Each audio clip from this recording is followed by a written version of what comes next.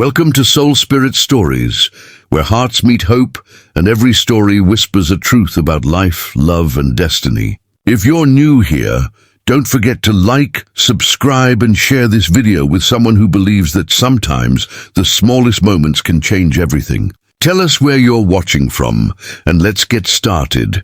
It was one of those quiet evenings when the world felt heavier than usual. The city lights blinked in the distance, casting long shadows over the streets below. Ethan sat by the window of a small downtown restaurant, glancing at the flickering candle on his table. He wasn't really used to dating, not after everything he'd been through. But tonight, he'd finally agreed to a blind date his co-workers had arranged for him. He checked his watch again. She was late. Half an hour late. Maybe she wasn't coming, he thought. Maybe this was a bad idea from the start. He looked around, pretending not to care, as couples laughed softly around him. Love looked effortless for everyone else, but for him, it always felt like an uphill climb. Just then, the door opened. A woman in a striking red dress walked in. Her perfume floated through the air before she even reached his table. "Ethan?" she said, smiling like someone who already knew she had his attention. "Yeah," he said, standing up nervously. "You must be Claire." She nodded, her smile polished and confident. She looked like someone who lived in a different world. Fancy, expensive, far away from anything real. They sat, ordered, and started to talk. Or rather, she talked. Claire spoke about herself with the rhythm of someone used to being listened to. Her voice filled the space, describing her travels, her job, her followers, her exes. Ethan tried to listen, but every word felt like a reminder of how different they were. When he finally tried to share something about himself, she interrupted with a laugh. "Oh, that's cute," she said dismissively, before scrolling through her phone again. Ethan smiled politely, though inside he was sinking. He had hoped for connection, for something real, but this was loneliness, served with dessert. By the time the check arrived, he didn't even want to look at it. He quietly placed his card on the tray before she could say a word. She didn't protest. She didn't thank him either. They walked outside, and the city breeze felt cold against his face. He turned to her to say goodbye, but she was already waving to someone across the street. "Oh, my friend's here. Gotta run. I'll text you." And just like that, she disappeared into the crowd. Ethan stood there for a long moment, trying to decide whether to laugh or feel sorry for himself. He chose neither. He just walked away. The parking lot was dim, the street lamps flickering. As he approached his car, he heard a faint voice nearby, a woman's voice. "Please, just go back to sleep, sweetheart," it said softly. He turned his head and saw her, a woman standing near a broken-down car, her hair tied back in a messy bun, wearing a worn-out jacket. Beside her, a little boy sat in the back seat, rubbing his eyes. Ethan hesitated for a second, then walked closer. "Hey, are you okay?"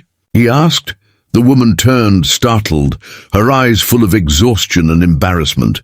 "Oh, yeah, I'm fine. My car just won't start, but I'll figure it out. It's late," Ethan said gently. "Do you want me to take a look?" She hesitated, glancing at her son. "I don't want to bother you." "You're not bothering me," he said, smiling softly. "I could use something good tonight." That made her smile a little, the kind of smile that hides more pain than it shows. "Okay," she said quietly. "I'm Anna." "Ethan," he replied, rolling up his sleeves. He popped open the hood and shone his phone light inside. The engine was old, wires frayed and oil nearly dry. "You've been driving this thing for a while, huh?" he said. Anna laughed nervously. "Yeah, she's held together by faith and duct tape. Faith's a strong glue," he said, tightening a bolt. "But maybe she needs a jump." A few minutes later, his car was connected to hers, and the engine sputtered to life. The little boy clapped his hands from the back seat. "Mom, it's working!" Anna looked up at Ethan with eyes that shimmered in the dim light. "Thank you," she said softly. "You have no idea how much this means to me," he shrugged. "Just glad I could help. Were you out on a date?" she asked, noticing his shirt and the faint cologne. He chuckled dryly. "Yeah, you could call it that. Didn't go so well. I'm sorry," she said. "Don't be," he replied. Honestly, this was the best part of my night. They shared a small, genuine laugh. And for the first time that evening, Ethan felt something real, warmth.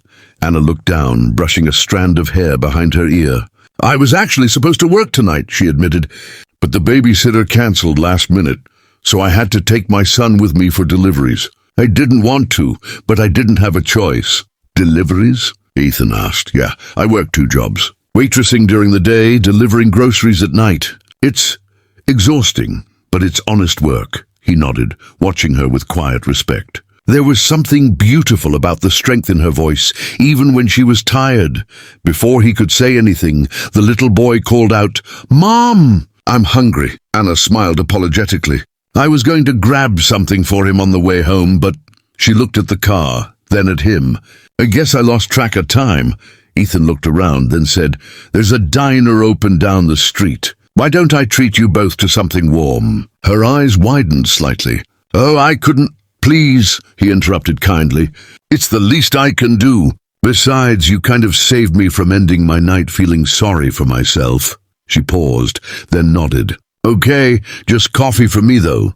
Inside the diner, the 3 of them sat in a cozy booth. The smell of pancakes and coffee filled the air. The little boy, Liam, dug into his burger with delight, and Anna couldn't stop smiling at him. Ethan watched quietly, feeling something shift in his chest. "So," he said softly, "how long have you been doing this on your own?" 4 years, she said. "His dad left when I was pregnant. I was scared at first, but you learn to fight for the things that matter." He admired that. "You must be one strong woman," she smiled faintly. "Some days I don't feel like it. Some days I just get through the hours." Ethan understood that feeling all too well. They talked for a while about life, struggle, hope, and dreams that sometimes felt too far away. When the meal was done, Ethan insisted on paying. Anna thanked him, her eyes full of sincerity. "You didn't have to do all this," she said. "I wanted to," he replied. "Maybe we both needed the company tonight." Outside, the wind had turned colder. He walked them to their car and made sure it started again. Anna looked at him through the open window.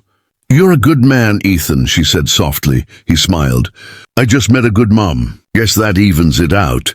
They said goodbye, but something about it didn't feel final.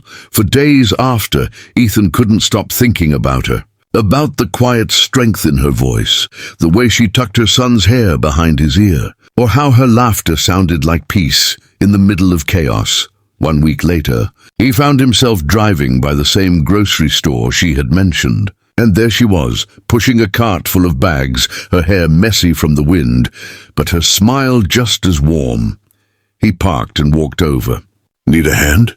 She looked up, surprised, then laughed. "Ethan, what are you doing here?" "Just making sure your car survived the week," he said. She smiled. "It did. Barely." He helped her load the groceries into her trunk. Liam waved at him from the back seat, grinning. "Hi, Mr. Ethan." "Hey, buddy," he said, smiling. "You taking good care of your mom?" "Always," the boy said proudly. Anna laughed, shaking her head. "You don't have to keep showing up to rescue us." "You know, maybe I like the job," he said quietly. Their eyes met for a second too long, and in that silence, something unspoken passed between them. Over the next few weeks, Ethan started seeing more of them. He'd help Anna with errands, bring small toys for Liam, and sometimes join them for dinner after her shifts. It wasn't planned, it just felt right. One evening, as they walked through the park, Anna said softly, "You didn't have to be this kind to us." "I know," he said. "But I wanted to. Why?" she asked. He looked at her, his voice steady.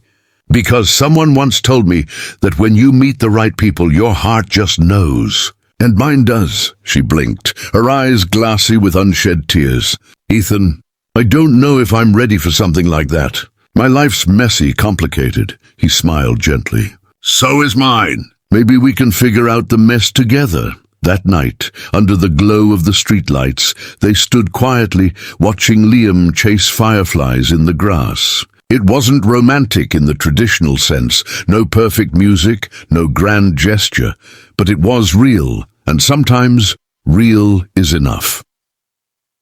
Months passed. Their bond grew stronger. Ethan never tried to replace what was lost. He just became part of what remained. He helped with school runs, fixed broken furniture, and made Liam laugh like he was the luckiest kid in the world. One evening, Anna came home from work to find Ethan and Liam asleep on the couch. The half-built Lego castle on the coffee table. She stood there quietly, smiling through tears she couldn't explain. For the first time in years, her house didn't feel heavy. It felt like home.